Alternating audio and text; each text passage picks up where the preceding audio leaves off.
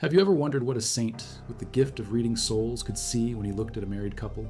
What would show up in the invisible space between husband and wife when they stopped praying together? And could someone with supernatural vision actually witness the moment grace began to leak out of a marriage? In 1950, in the small mountain town of San Giovanni Rotondo in southern Italy, a Capuchin friar with bleeding wounds on his hands was counseling more marriages than any therapist in Europe. His name was Padre Pio. For 50 years, from 1918 until his death in 1968. This priest carried the visible stigmata of Christ. But the wounds you could see were nothing compared to the gift you could not see. Padre Pio could read the state of a soul the way you read a book. And when couples came to him, he saw something that terrified him more than any demon he had ever fought. He saw marriages dying from the inside, and he could pinpoint the exact spiritual moment it began. The church in San Giovanni Rotondo filled before dawn. Every morning, hundreds of people crammed into the monastery church to attend Padre Pio's Mass. Among them, on August 27, 1950, were two young people about to be married. Giovanni Siena was 28 years old. His fiancée, Paola, was 21. They had met in Padre Pio's circle just months earlier. Giovanni had known Padre Pio since he was 8 years old back in 1928, when the friar gave him his first Holy Communion.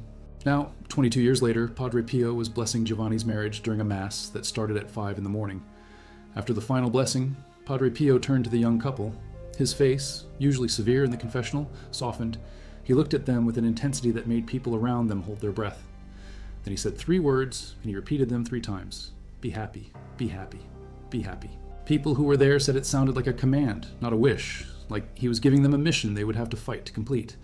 Giovanni and Paola left the church that morning knowing they had been given something more than a blessing. They had been given instructions. Padre Pio had told them before the wedding what to do. Pray together every day. Go to confession regularly, receive communion daily, and most importantly, pray the chaplet of the Sacred Heart of Jesus together. Not sometimes, not when things got hard, every single day. So they did. They prayed together every morning. They prayed together every night. And within months, they learned something that should have destroyed them. Paola could not have children. She was infertile. The doctors were clear. This young woman who dreamed of being a mother, who told Padre Pio her deepest desire was to start a family, would never conceive. If you value deeply researched Catholic history like this, subscribe. It's the best way to support our work. Also comment from which city you're hearing this from.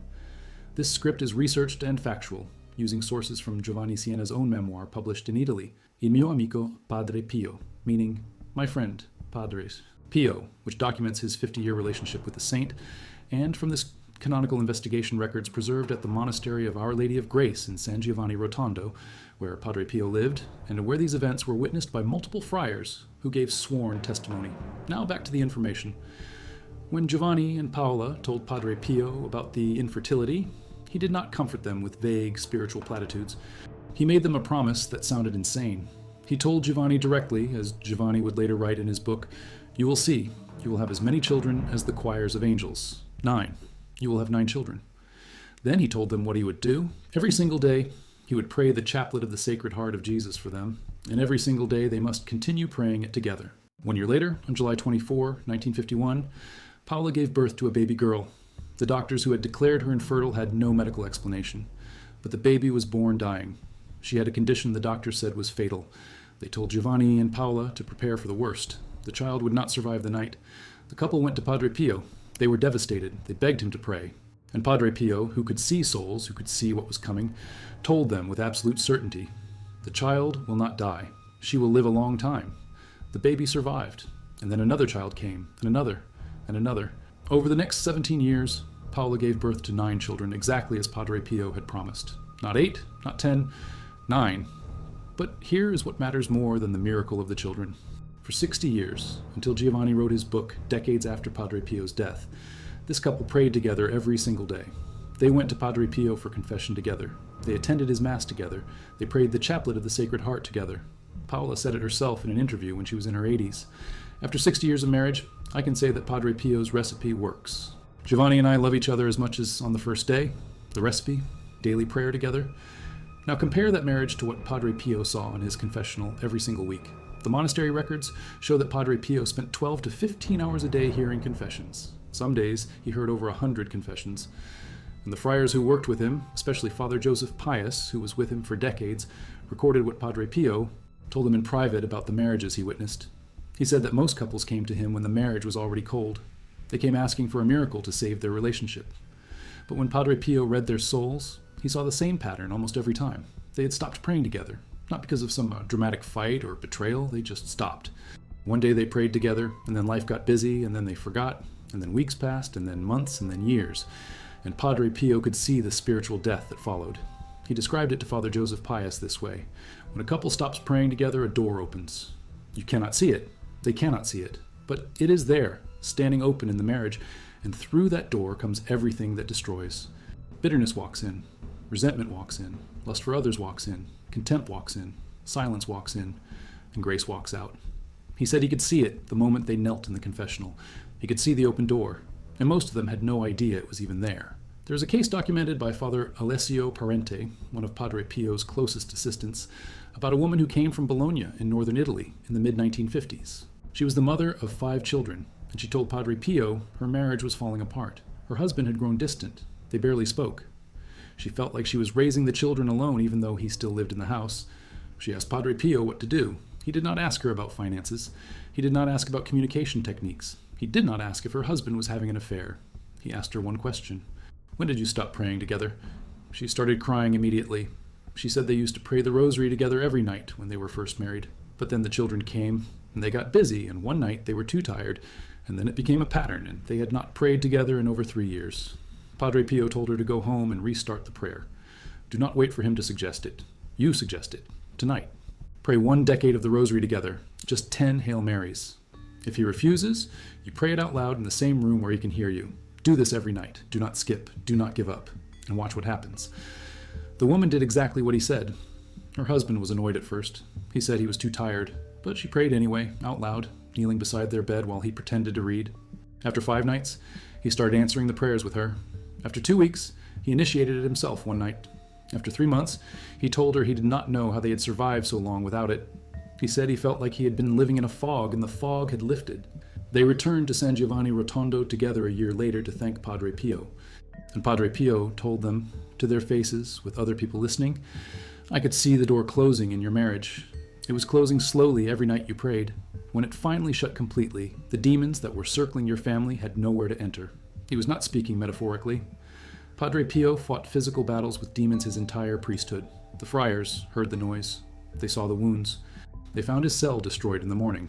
And he told them that demons hated nothing more than couples who prayed together, because a couple united in prayer is an image of the Trinity, and demons cannot stand to be near that image. He said the easiest way for a demon to destroy a family is to simply wait. Wait for them to get busy. Wait for them to get tired. Wait for them to forget to pray. Then walk in through the door they left open. Another case. A man came to Padre Pio in 1963 from Rome. His wife had asked for a divorce. They had been married 18 years and had 3 children. The man was desperate. He told Padre Pio that his wife had been seeing a lawyer, and the divorce papers were already being prepared. He said he still loved her, but she said she felt nothing for him anymore. She said the marriage was dead. Padre Pio asked him, as he asked almost everyone, do you pray together? The man said no. They used to, years ago, but they had stopped. Padre Pio told him something that sounded harsh. He said, your wife is not wrong. The marriage is dead. You killed it by abandoning prayer. But a dead thing can be resurrected if you are willing to do the work. Then he told him what to do. Go home tonight. Get on your knees in front of your wife. Ask her forgiveness for abandoning the spiritual foundation of your marriage. Tell her you want to pray with her every day, even if she refuses, even if she files for divorce, even if she never speaks to you again. Tell her you will do it anyway because you made a vow before God, and you will honor that vow, even if she does not. Then do it, every night, out loud, on your knees, whether she joins you or not. The man did it. And according to Dr. Schuba, one of Padre Pio's spiritual sons who documented this case, the wife was so shocked by her husband's humility and determination that she canceled the lawyer's appointment. She did not join him in prayer right away. She watched him pray alone for 2 weeks, but something in her softened. She saw a man she had not seen in years, a man who was willing to kneel, a man who was willing to beg God for help instead of pretending he had everything under control. On the 15th night, she knelt beside him. They prayed one Our Father together. That was all, but it was enough. Padre Pio told Dr. Schuba later that the moment that woman knelt beside her husband and said the words of the Our Father out loud, he saw a massive invisible door slam shut in their home. He said the sound was so loud in the spiritual realm that the demons who had been feeding on that marriage for years scattered instantly. One prayer. Together. That is all it took to start the resurrection. But here's the part that Padre Pio said was the most dangerous. He told his spiritual children that the attack on a marriage does not usually come as an obvious crisis. It does not come as infidelity or violence or addiction, at least not at first. It comes as apathy toward prayer. The husband thinks, "We are too tired tonight." The wife thinks, "We can skip one night. We prayed yesterday." And the door cracks open just a little. Then the next night, they skip again, and the door opens wider. Then a week passes, they do not even think about it anymore, and the door is standing wide open, and they have no idea. They are defenseless. Padre Pio said that Satan does not need to destroy a marriage with a dramatic attack. All he needs to do is convince a couple that prayer together is optional, that it is something you do when you feel like it, when you have time, when things are going well. Once he convinces them of that, he has already won. Because a marriage without daily prayer is like a house without a door. Everything can walk in. Temptation, bitterness, despair, lust, rage, indifference. All of it walks right in, and the couple wonders why their marriage is falling apart when they are not even fighting, they are just drifting. And drifting is how most marriages die. There is a documented case from 1955, recorded by Father Raffaele, the superior of the monastery, about a young couple who came to Padre Pio just 2 years into their marriage. They said they were not fighting. They said they still cared about each other, but they felt like roommates, not spouses. There was no intimacy, no warmth, nothing. They asked Padre Pio why this was happening when they were not even angry at each other. Padre Pio asked them the same question he asked everyone: "Do you pray together?" They said no. They had tried a few times when they were engaged, but it felt awkward and they stopped. Padre Pio told them, "You feel like roommates because that is what you are. You are two people sharing a space, but you are not united. A marriage is not a legal contract or a romantic feeling. It is a sacrament, a participation in the life of God. And if you do not pray together, you are not participating. You are just existing side by side." He told them to start with one Hail Mary together every night before bed. Just one. 53 words. Less than 30 seconds. But it had to be every night, no exceptions. They thought it sounded too simple to matter, but they did it. And according to Father Raphael, who followed up with them 2 years later, that one Hail Mary saved their marriage. They said the first month was awkward, the second month was less awkward, the third month it started to feel natural. And by the 6th month, they were praying a full rosary together, and they said they had never felt closer in their lives. If you appreciate deeply researched stories like this, subscribe. It's the best way to support the work. Also comment from which city you're hearing this from. This script is researched using primary sources from the beatification and canonization process of Padre Pio, which included over 100 testimonies from people he counseled, and from the archives maintained by the Capuchin friars at San Giovanni Rotondo, which contain letters and documented conversations preserved since the 1920s. Now back to the information.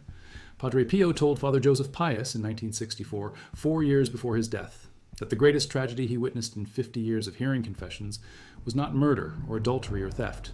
It was good Catholic couples who simply stopped praying together and then could not understand why their marriage died. He said most of them blamed circumstances. They blamed money problems. They blamed busy schedules. They blamed personality differences. But Padre Pio said he could see what they could not see. They did not have a marriage problem. They had a prayer problem. And they refused to fix it because they did not believe it mattered. He said the saddest confessions he ever heard were from couples who came to him after 30 or 40 years of marriage, after the children were grown, after they had spent decades living together but not truly united. And they would say, "We have grown apart." And Padre Pio would ask them, "Did you pray together in the early years?" And they would say, "Yes." And he would ask, "When did you stop?" And they would realize, sometimes in that exact moment in the confessional, that they had not prayed together in 20 or 30 years. And Padre Pio would tell them, "You did not grow apart. You walked away from each other one night at a time, one skipped prayer at a time, and now you are strangers." But even then, even after decades of spiritual abandonment, Padre Pio told them it was not too late. He told them the same thing he told everyone. Start tonight. One Our Father, one Hail Mary, together, out loud, on your knees if you can, sitting if you cannot. It does not matter if it feels awkward or fake or forced. Do it anyway. Say the words, and let God do the rest.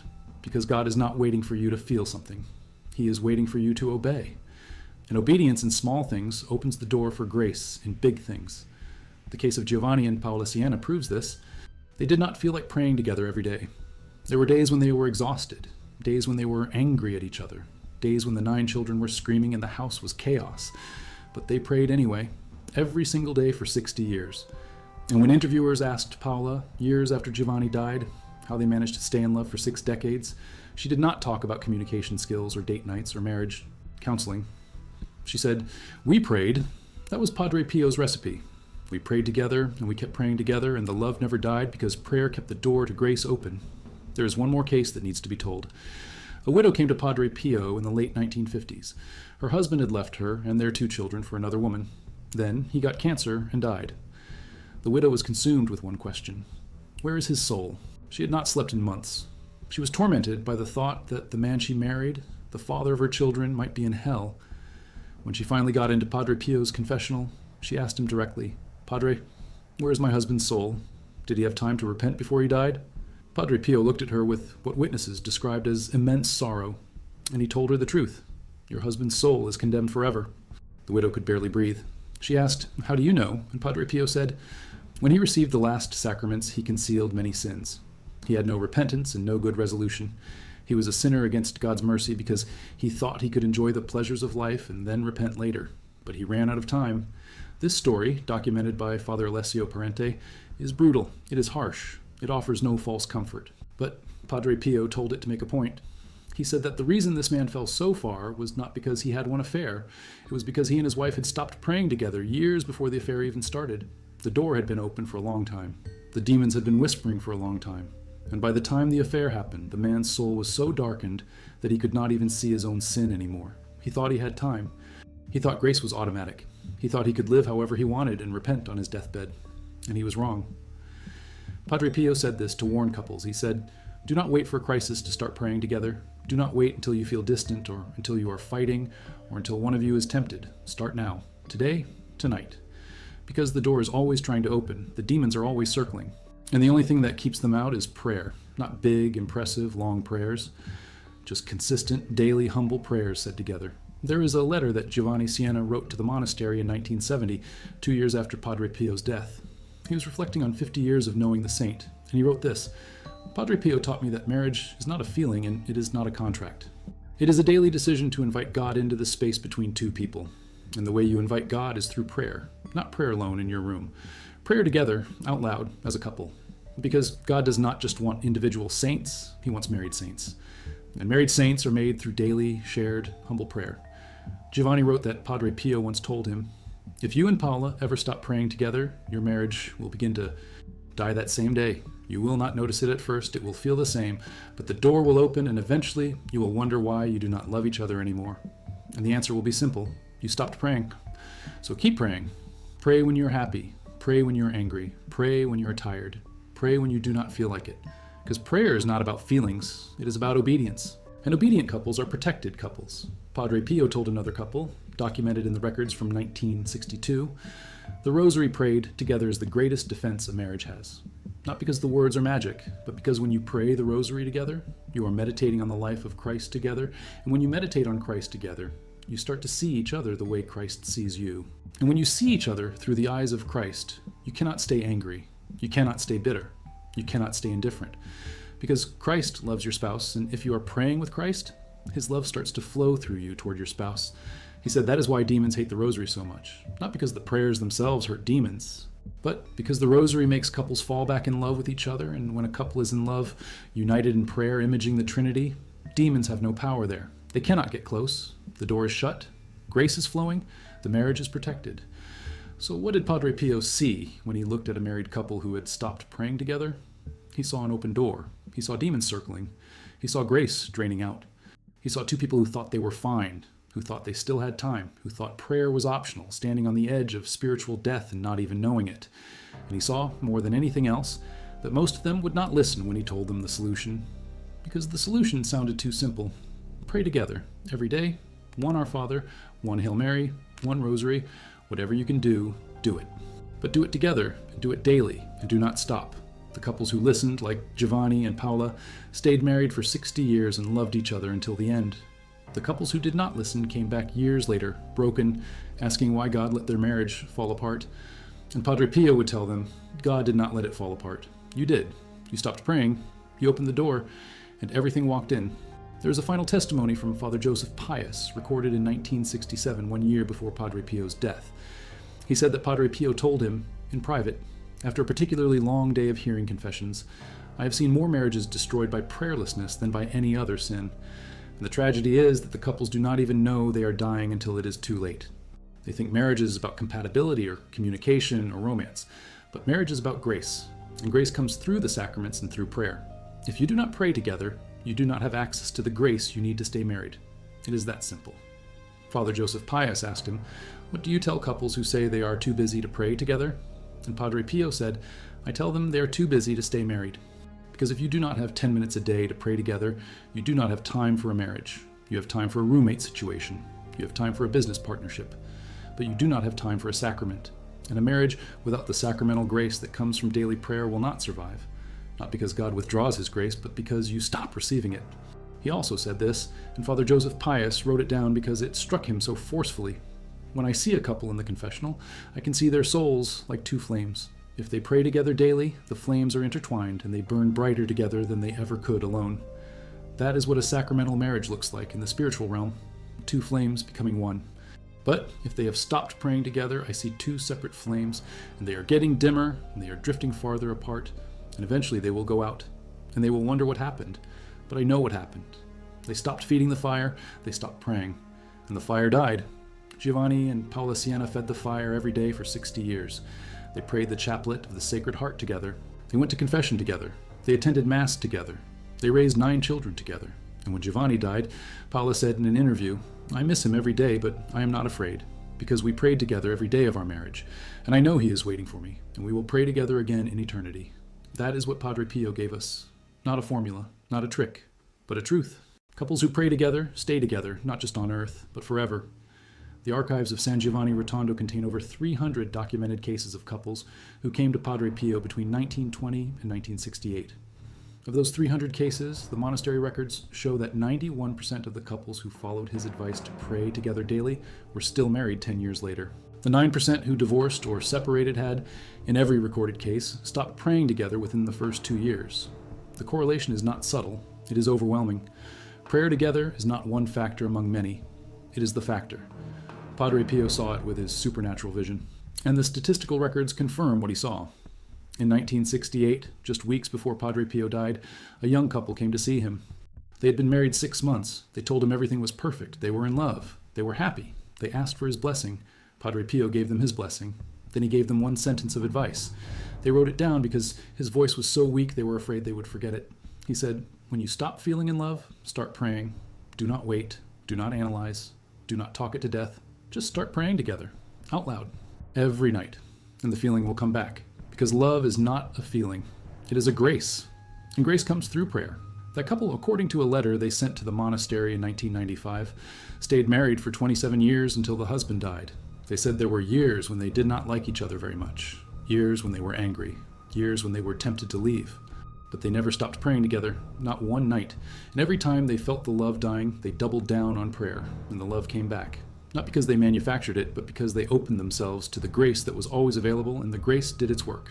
This is what Padre Pio saw. This is what he told thousands of couples over 50 years. This is what the supernatural gift of reading souls revealed to him. A marriage without daily prayer together is a marriage with an open door, and through that open door comes everything that destroys. But a marriage with daily prayer together is a fortress, not because the prayers are magic words, but because prayer is the mechanism by which grace flows into the marriage, and grace is the only thing that can keep two broken sinners united in love for 50 or 60 or 70 years. In 1968, Padre Pio died at the age of 81. He had spent 50 years carrying the visible wounds of Christ on his hands and feet and side.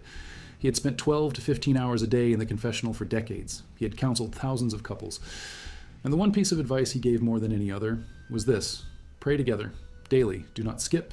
Do not make excuses, just pray, because your marriage depends on it. Your children depend on it. Your eternal life together depends on it. One Our Father, one Hail Mary, one decade of the Rosary. It does not matter how long it is. It only matters that you do it together and that you do not stop. Giovanni Siena published his memoir, Il mio amico Padre Pio, in 2003, 35 years after Padre Pio's death. The final chapter is titled The Secret. In that chapter, Giovanni writes that people ask him constantly how he and Paola stayed married and in love for 60 years, when so many marriages fail. And he writes, "The secret is not a secret. Padre Pio told us on the day of our wedding, pray together every day. We did. We never stopped. And the grace that came through that daily prayer carried us through everything. Infertility, poverty, 9 children, sickness, death, arguments, disappointments, temptations, all of it. We survived all of it because we prayed. That is the secret. And it is not a secret at all. It is just a truth that most couples refuse to believe because it sounds too simple.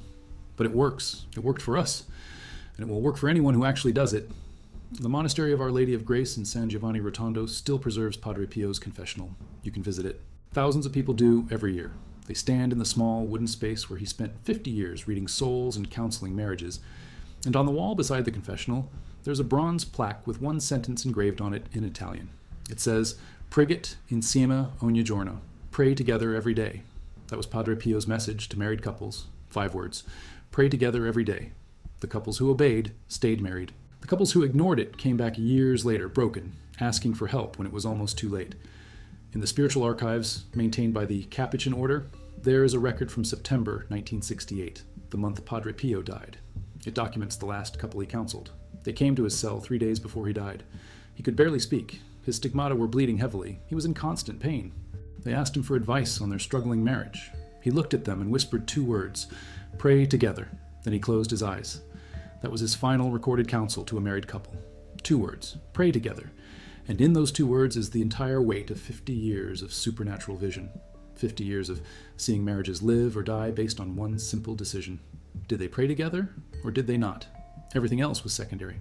Everything else was details, but that decision, pray together or do not pray together, determined everything.